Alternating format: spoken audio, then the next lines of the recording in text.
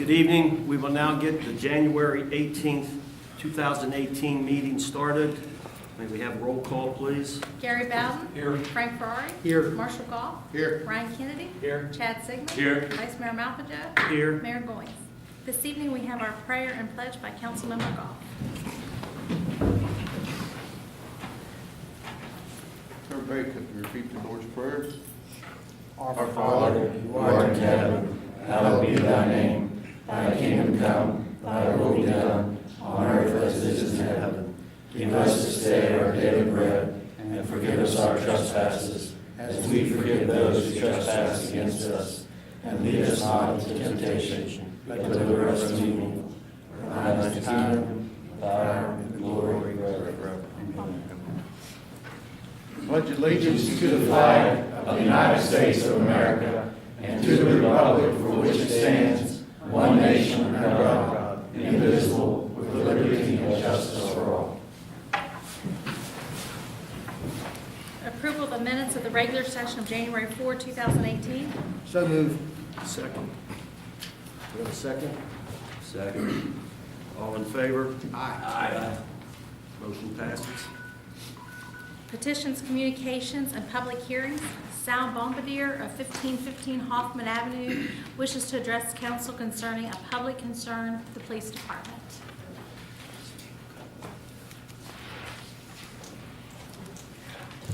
How you doing? My name's Sal Bonder. I do have a concern. First, I'd like to thank all the good officers that we do have on our police department. Fantastic job, and our Clarksburg, our fire department, fantastic job. And I'm not here to offend anyone, but to help educate. As I pointed out to Martin Howe the other day, I have over 20 years of management experience with 3 of the top 500 Fortune corporations. Okay. It's been a while since I spoke publicly, so give me a minute. My concerns, okay, I can listen. I've been robbed twice. Once somebody fraudulently used my card. I gave the officer the name, the address, and the phone number of the individual, okay? The bank had to do that. Got the number from one of the companies that they fraudulently used my card. Gave it to the police report. Nothing was done. I was told by the officer, it's not that much, you can afford $1,000. Okay. November 12th this year, I was robbed. I will give Lieutenant Detective Weber credit. He has kept me informed the whole step of the way. All right. One item was recovered. I can't tell you what was recovered because it's still an ongoing investigation, and I'm working with the police department to help resolve the issue. But we have a bigger issue. I noticed in the Harrison County rent room, there are a lot of posts from time to time about officers using their vehicles, okay, to pull over single females or married females just in general, because they thought the individual was cute or sexy and they wanted to get her number. That's an issue, okay. I filed FOIAs, okay, with the city manager, all right? And the reason I filed them is not because I want to waste your time, my time, Mr. Hilliard's time. It's because there's pertinent information that you need to look at. And as the administrator for the city, okay, you need to take those requests serious. Because if I tell you that there was a second officer at an incident, I'll bet my bottom dollar in my life on it, okay? And if you have, in which I do believe every cruiser has dash cams, okay, especially the sergeants, okay? You could go back and get that information without having to look or to trust somebody else's belief. Because if you trust too many people, you're gonna find yourself being hung. All right. Another incident, I'll bring up the incident about this involving the rent room, okay? And officers using their vehicles to pull over females just to get a phone number. That's absurd. Okay? And I believe that came from a greater issue, which started back in May 2016. All right? That issue involved 2 officers. One which is now promoted to a sergeant, okay, who has done nothing but harass, stalk, menace, and try to destroy me personally. Now I take offense, okay? On May 25th, him and another officer, after 3 calls from me, showed up. Okay, I'm talking the parking garage. One was attempting to commit suicide, all right? Now to resolve the issue, they harassed me, attempted to intimidate me, okay? And if you look at the police report, because I did do a FOIA on that one too, it states the dates are wrong, okay? I never did receive the information on the police officers, 2 officers' names. I did not ever receive their police reports. I received copies of the internal investigation, which, I mean, the one officer still employed by the city, he made fun of it. He thought it was funny, okay? That's in a report from another officer downstairs in this police department. Okay, if they were that lax back in 2006, or 2016, and it's still going on today, something needs to happen, okay? I like Mr. Hillier, chief as a person, I got nothing against him, okay? But something, someone, somewhere needs to get a focus on what's going on inside that police department. Because if we're permitting this behavior, okay, it deteriorates our police department and their credibility. Okay, and if they're only giving the city manager partial information, somebody's trying to hide something from somebody. Okay, and that's not good. And him as the city manager, you should take serious note of what I'm telling you, because like I told you the other day, I like the city. Okay, I don't want to have to file suit, but I will not be harassed or intimidated. An officer has to be restrained by a junior officer, okay, at a traffic stop for an inspection sticker. There's something seriously wrong with that man. He got some mental issues, okay? When he drives by my house after he's already been told by the deputy chief to back off, and then he proceeds to drive by my house 8 times attempting to intimidate me, he's got some serious issues. Okay? I don't. He does. Okay, Mr. Bombardier, you need to wrap this up, please. Okay. In short, I mean, fellas, I'm telling you, ladies and gentlemen, I mean, I would appreciate somebody, you know, maybe Chief Hilliard's not aware of everything that's going on, city manager's not aware of everything that's going on, but somebody, somewhere, needs to stand up and take notice. The city would appreciate it. We could focus more on the drug problems and less on chasing females and harassing all citizens that own businesses in the city.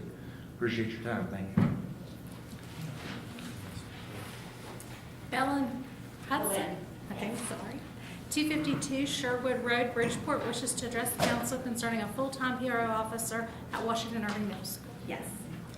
All right, we would like your help in securing a prevention resource officer at Washington Irving Middle School. For 3 years now, the Clarksburg Police Department has assisted our school with an overtime officer for 2 or 3 half-days per week. These officers assigned were not consistent in their times and dates, and therefore were not as effective as a true PRO officer would have been. Not only were they not there on a consistent basis, they were not the same officer each time, and they did not have the specialized training through the state that allowed them to facilitate classes on non-traditional educational topics.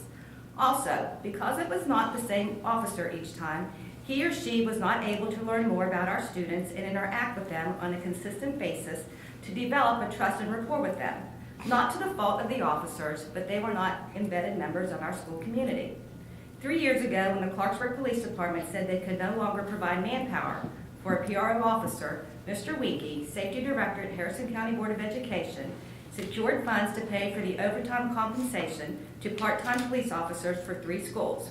They were Liberty, the Alternative Learning Center in Gore, and Washington Irving Middle School. Thus, the overtime coverage for part-time officers began 3 years ago as a temporary solution for PRO officers. Last year, 2016-2017, the Sheriff's Department had the manpower. The Harrison County Board of Education requested and received approval from the County Commission to backfill the PRO officer positions at Liberty High School and the Alternative Learning Center, since the Clarksburg Police Department could not. These PRO positions allow for full coverage at these two schools for the entire school year, which is what is needed, not a part-time/overtime officer. Those PRO officers are still in place this year. For those of you who are wondering what it is that a prevention resource officer does that a part-time police officer does not do, I will tell you. The PRO officers are certified police officers working as full-time officers who have received specialized training through the state and assigned to work within a public school during the school year. The PRO officer works with the principal for the betterment of the school's safety, security, and education.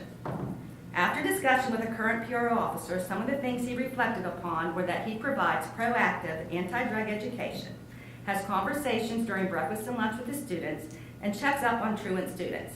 He feels strongly that he makes lasting relationships with students, and they know and trust him because he has the time to develop those relationships, being there day in and day out on a consistent basis. This type of collaboration is not only good for the students, but also for the entire school and community. The PRO officer's duties, salary, and other conditions are determined through an agreement with the County Board of Education and the PRO officer's authorized police department. The funding for our overtime officers is being cut for second semester, which we are currently in, since this position was to be a temporary solution and not permanent. We are currently in the second semester school and we have no officer in our building. In the interim, we have to continue to be diligent and use our safety codes and systems that we are trained to implement. Additionally, we continue to call 911 for law enforcement assistance, as we have done during the past several years when an overtime officer was not present.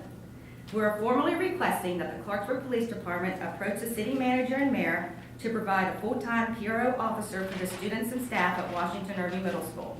If this request is not feasible, we are requesting the assistance from the Harrison County Commission and the Sheriff's Department to backfill the PRO officer position at WI with a sheriff's deputy, as was done at Liberty High School and the Alternative Learning Center in Gore.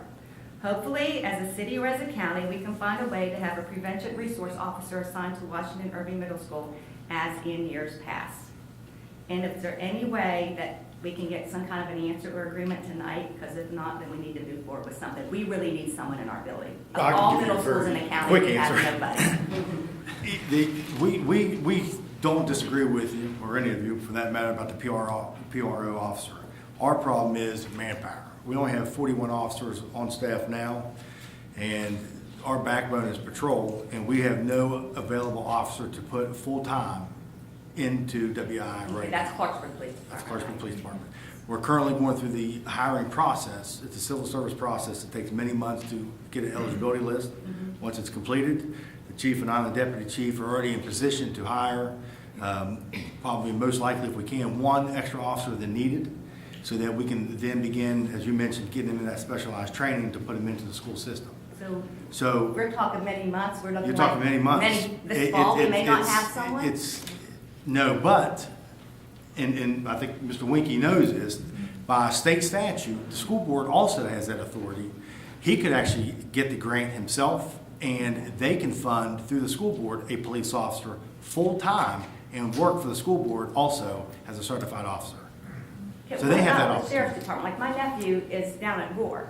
Well, The that's sheriff's correct. The sheriff's office also has that, and we've spoken to the sheriff, but again, it's going back to manpower for Yeah, the they sheriff don't as have it well. either. Because they cannot put a second semester, you just can't put an officer full-time as a PRO because they're not specialized. They have to have that training. So they just can't go into the school system. Can I go off the cuff? So if you can't help us within our building, I've got some issues on outside our building. Well, and again, and that's why, I mean, right now, I'll go off the cuff as well. So we have a patrol officer, Officer Lance, who's on the beat. He has the key fob, as all the officers do, to enter that school system anytime. Well, So where is he in the morning when we're going in getting stopped by these people on the street asking for money and cigarettes? You know, I want to know what happens the first time one of us are held up at night pointing for our purses. So What time somebody is it? needs to be patrolling those back streets at What time is 6:30, that? 6:30, He arrested 6:45. 3 people downtown today. What time is it that you're getting Well, harassed? some of us come in as early as 6:30, 6:45. Well, he's- what I would suggest as well, if that's happening, call, because we call 911, and so that is documented and it's on the record. Because right now, this is the first official. I mean, I don't know if we checked the CAD system. I don't know if we had any calls to 911 at any time, and any teacher or personnel going into the school. I don't know if we do. So we just kind of run, like in the morning, like I park my car as close to the door as I can and just run. If you're leaving late. If you're leaving late. It's icy right now, so we're gonna fall if we're getting in there. But Mr. Wink can address the ice as well. I know, I'm serious. Of all middle schools in the county, we have nobody.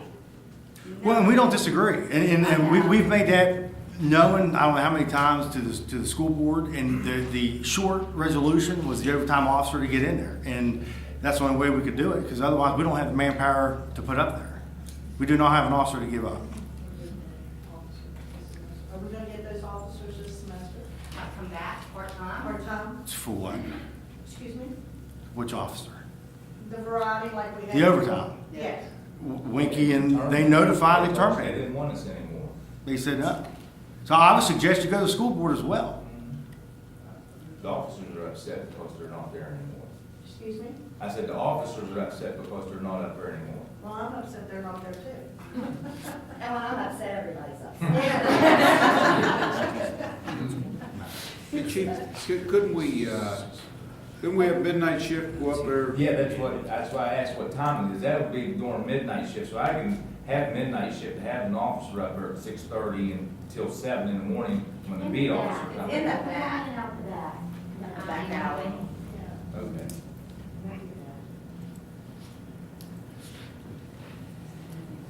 But if we get the officers this semester, the Board of Education has to pay for them.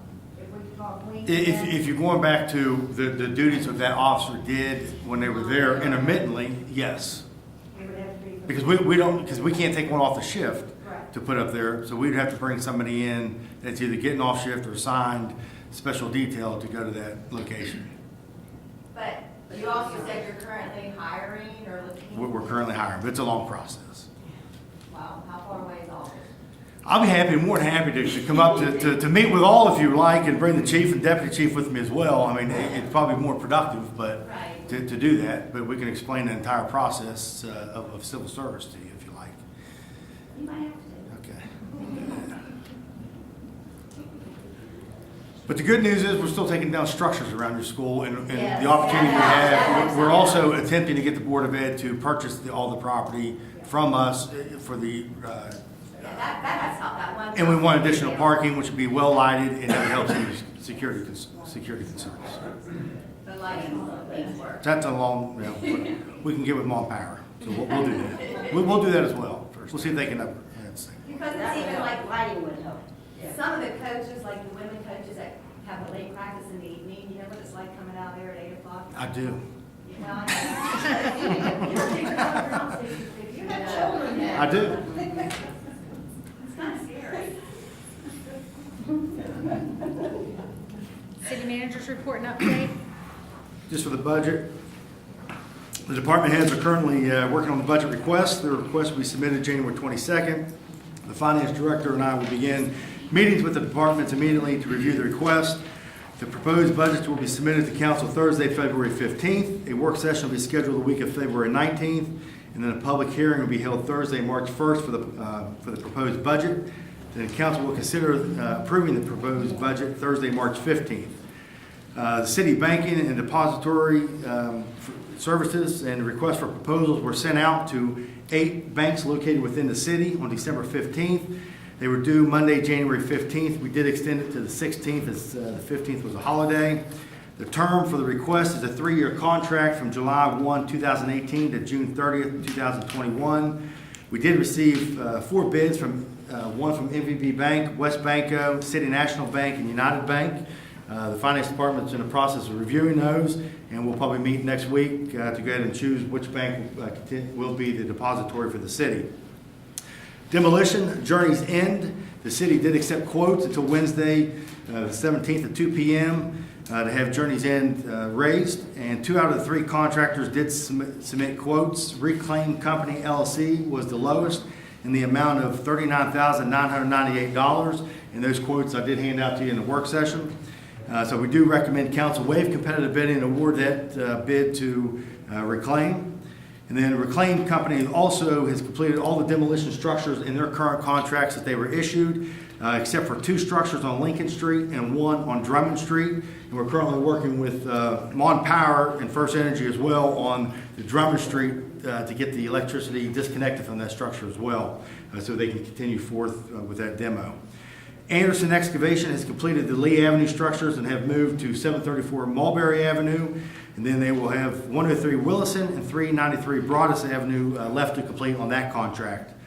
Safeco LLC has removed all the white goods from their contracts and are continuing the abatement. And again, they had approximately about 20-25 structures of just abatement only. So those are the ones that the Public Works crews will be following up with to complete those demolitions here in the next several months going into the summer. Public Works has completed the demolition of 130 School Street and will be moving to 216 West Woodland after that. Surplus property, we did have the bid opening on 1113 North 14th Street, Wednesday, January 17th at 10 a.m. We received 2 bids. The highest bid was the amount of $5,250. That will be on the next agenda. We forgot to put it on this agenda, so that's, I apologize for that, but we will have that on the next agenda to approve awarding that bid. Economic Development, the Robinson Grant Performing Arts Center, the East Addition masonry is completed. The interior framing on the first floor of the West Addition is approximately 98% complete. The west wall masonry on the West Addition is also completed. The installation of 4 masonry sculptures on the West Addition is complete. And we've put those on the social media sites as well, but if you drive by the plain view from 6th Street, those 4 sculptures that are on that new addition. The door frame installation in the entire building is approximately 99% completed. The roof installation on the auditorium has been completed. The structural improvements on the roof truss in the auditorium that will be supporting the stage lights, those have been completed as well. The elevator installation is ongoing, and we do expect that to be completed by the end of the month. And then the auditorium floor, which will be an all-new concrete floor, will be poured within the next 2 to 3 weeks. And then sometime thereafter is when we'll have a tour, hopefully set up for council, as well as the Clarksburg Development Authority, and people on the capital campaign to also take another tour of that building. Under Police and Fire, the Police Civil Service Commission is scheduled to meet Friday, January 19th at 10 a.m. They'll be holding 3 separate hearings for 3 individuals who were removed from the candidacy list. So they'll either determine if they go back on the list or not. And then the polygraph examinations that we're currently doing now for the ones that are on the candidacy list, those examinations have been completed. Psychological exams, we've completed 5 of those, and the rest will be completed next week. Once all those results are in and compiled, Civil Service will meet again, review those, and then determine if anybody else is going to be removed from that list. Then we will begin the interview process with Civil Service, and then allow them to go back to complete their process and finalize the scores. And then that'll give the chief and I the opportunity to begin the hiring process to get the new officers into the State Police Academy, which the next class begins April 1st or early April, so April 3rd. So that's our goal, is to get the next wave of new hires into that class for the State Police Academy. Under Fire, probationary firefighter Justin Blake was recently hired. He will begin Thursday, February 1st, and then he'll be sworn in on the same day, 9 a.m. here in council chambers. That completes the manager's report. Unfinished business, consideration to waive competitive bidding and award contract for the demolition of property located at 1401 West Virginia Avenue, Journey's Inn, utilizing TIP funds. Mr. Mayor, I move that we waive competitive bidding and award a contract for the demolition asbestos abatement for property located at 1401 West Virginia Avenue to Reclaim Company in the amount of $39,998, and that these funds come from the TIF fund. Second. We have a motion and a second. Discussion. Technically, it's not proper to consider this until it's taken off the table. Therefore, I'm moving to amend the motion to be a motion to take this matter from the table. It was tabled last Table? meeting. Okay. Yeah, I think it was. Okay. So I'm moving to amend the motion to be a motion to take it off of the table. Second. Second. All in favor? Aye. Opposed? And now we vote on the. So now we have a motion and a second. All in favor? Aye. Opposed? Motion carries. So now it's off the table, so now you can make a motion. Do we need to make the motion? Yeah, you need to make a motion. Okay, Now I it's off. move that we waive competitive bidding and award a contract for demolition, asbestos abatement and demolition of property located at 1401 West Virginia Avenue to Reclaim Company in the amount of $39,998, and that the funds come from the TIP fund.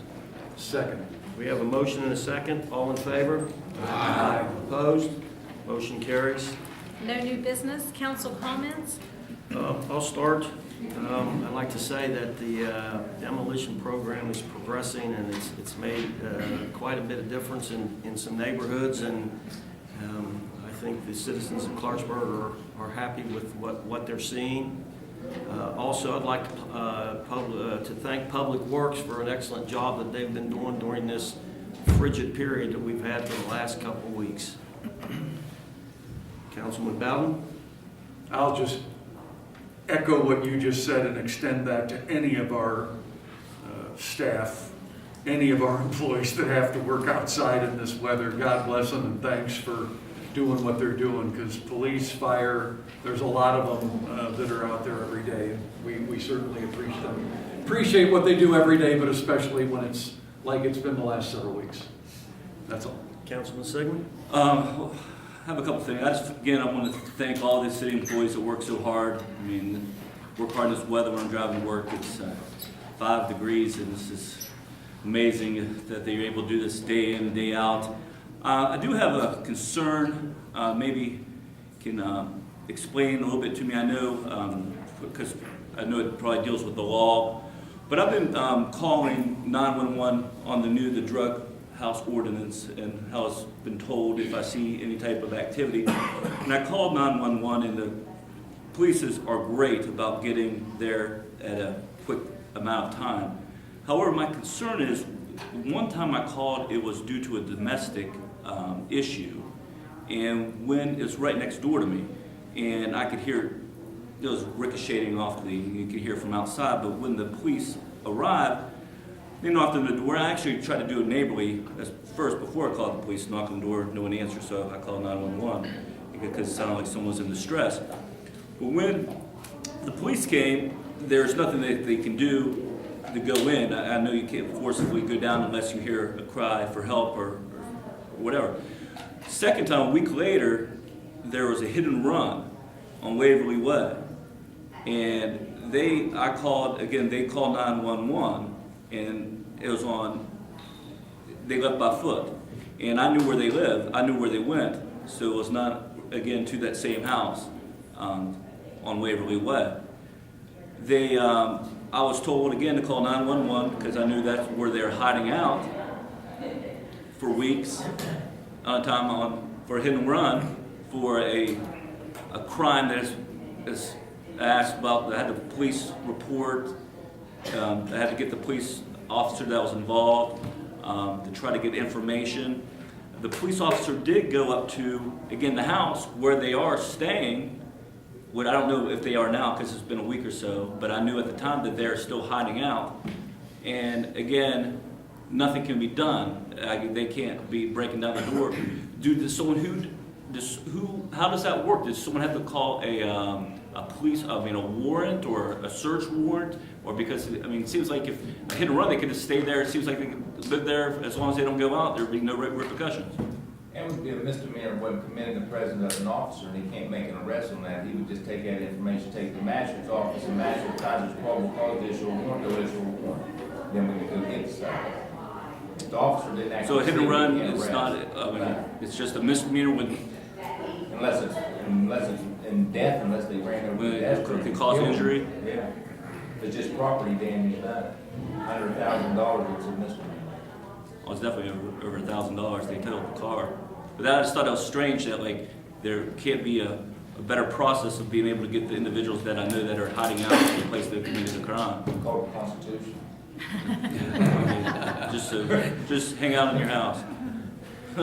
Councilman Ferrari? We can't kick the door down. Sorry. Yeah. Are they? Well, you said you don't know if they're still there. Give me the address after we're done. Okay, thank you. Councilman Farr?